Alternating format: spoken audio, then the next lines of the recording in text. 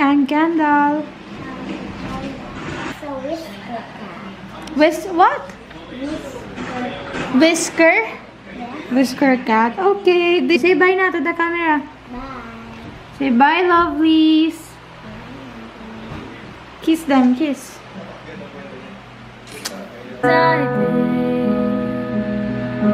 Just so I could call you mine. Her eyes, tamale blue strawberry ice cream. It's been 4 days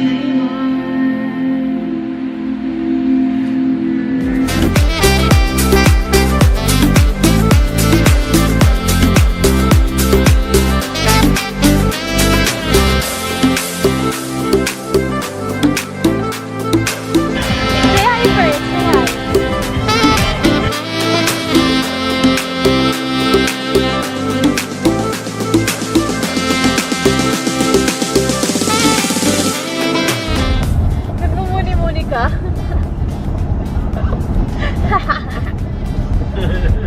Tira mo.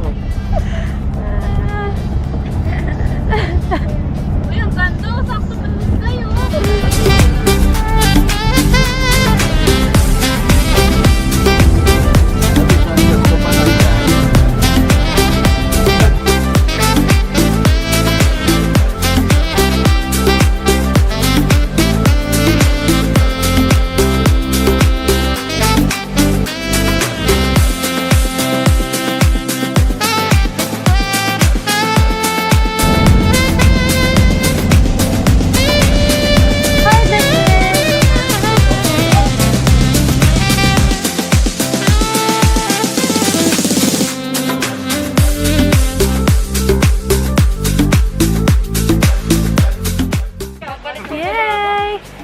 Okay.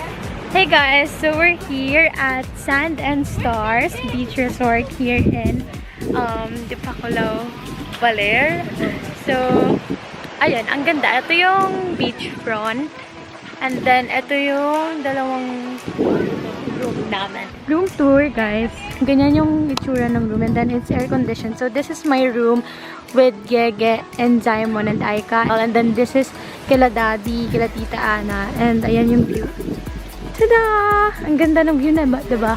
Oh, hi, Sia! Say hi to the vlog! Hi, vlog! So, this is Ate Danelle. Hello! And there's the beach. What? There. There's a lot of view. Wow. Uy, ba't did you open yung eat? Kay Simon! Second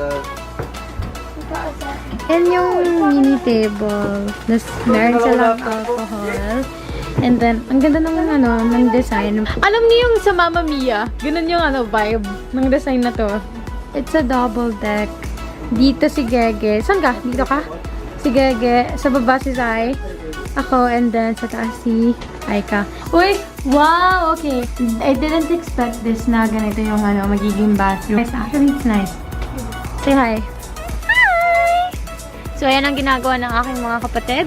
Mamaya, magiging babysitter tayo, guys. Guys!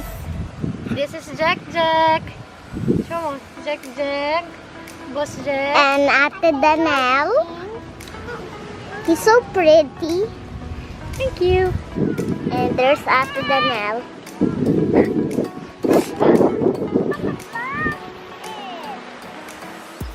Are you a sand angel? Sand angel. Jack Jack, the sand angel. Sia, the sand angel. I have a 3 sand angel here.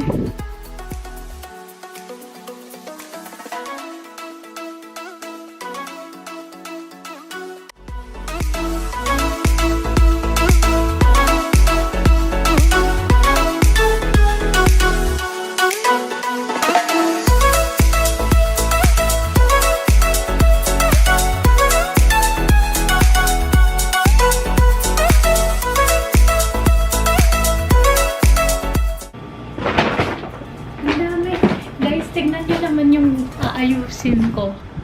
Like, super dami yan, dude. Ang dami, guys. Guys, may dumating ako na Shopee. Dumating na yung study desk ko. Tsaka yung other Shopee na this one, transparent one.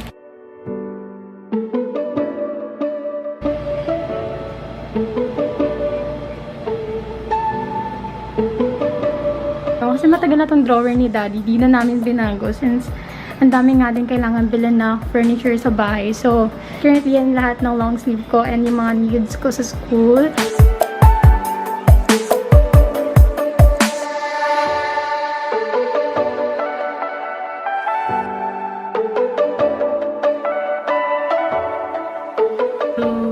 It's currently 7:59. I am just in a meeting with Hiraya Pilipina and Tala by Kyla. I'm so excited to share this journey with you. Guys, medyo kinakabahan ako kasi it's actually my first time to do itong mga bagay na to. Like, literally, I have no idea with modeling. The thing is, Hiraya Pilipina and Tala by Kyla is going to have a collab. Cleo, which is the CEO of Hiraya Pilipina, messaged me the other day and she told me na they wanted to give me like a modeling opportunity. It's something really new kasi it's not usually the things that I do, but I'm really excited to try as well.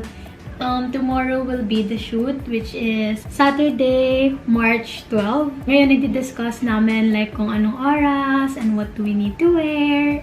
So, I'm really excited to meet them. Natatouch pa din ako actually, like na naisip nila ako. Grabe yung super grateful ko kay Cleo kasi actually, Hiraya Pilipina, sila yung first brand na nag-send sa akin ng stuff.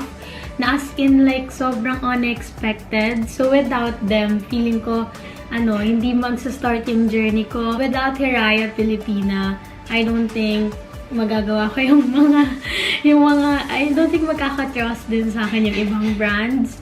So ayun, I'm really happy. I came here to party, I'm not gonna lie. So call up somebody, cause I ain't got the time. Nah, I'm feeling myself in the best way. Hi, Danelle's vlog. Hi, Danelle's vlog. Vlog takeover. Sorry, vlog ko to. Hi.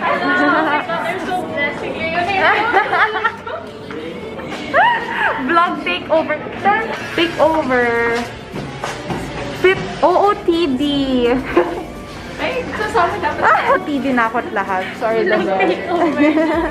Ayan, first shoot ni Danelle with nanay.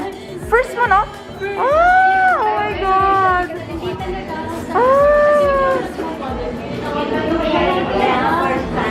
Galing!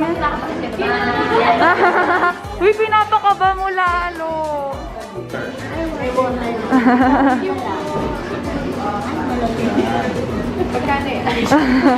Coffee na lang po. Thank you. Oh, may binigay sa ating coffee. Thank you po so sa kanya, much. water. Hi! Oh my God! Kasama ka sila niya ako vlog. Thank you, grabe. Sobrang mabait. Lahat maganda.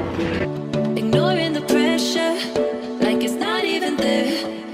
Say hi to the vlog. I'm gonna pretend it's my birthday. Got all of my friends going crazy.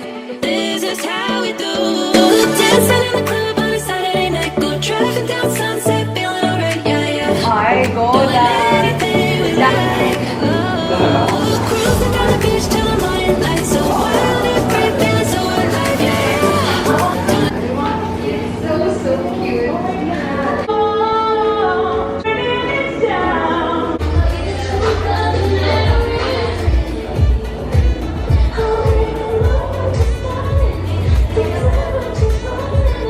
Thank you po sa sponsor po namin.